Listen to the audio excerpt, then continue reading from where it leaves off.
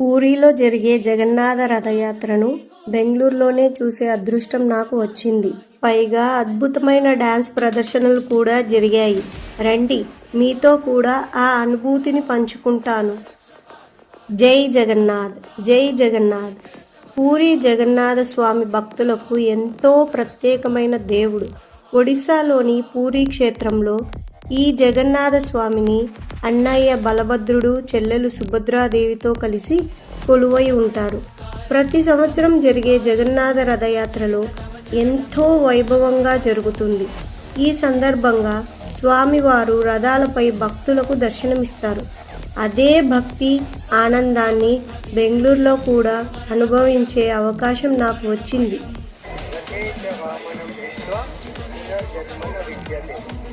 If anybody sees the Lord Jagannath on the Ratha and pulls the chariot, the benefit is they will not take birth again in this material world, but they will go back to Godhead. So I request all of you to participate in this Rath Yatra, have darshan of the Lord, pull the Ratha. By this we can go back to our original home, back to home, back to God. Thank you. Jai Jagannath. ఇక్కడైతే book stalls ఇంకా ప్రసాదం stalls కూడా ఏర్పాటు చేశారు.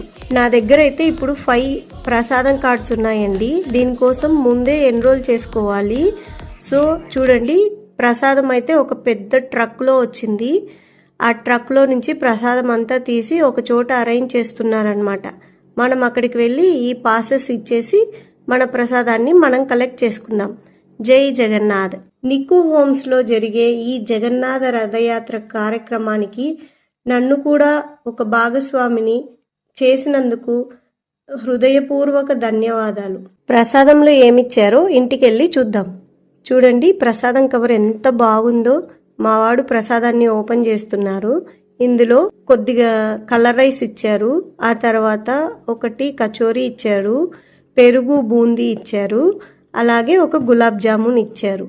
ఇదే అండి మన కృష్ణ భగవాని యొక్క ప్రసాదం. జై జగన్నాథ్.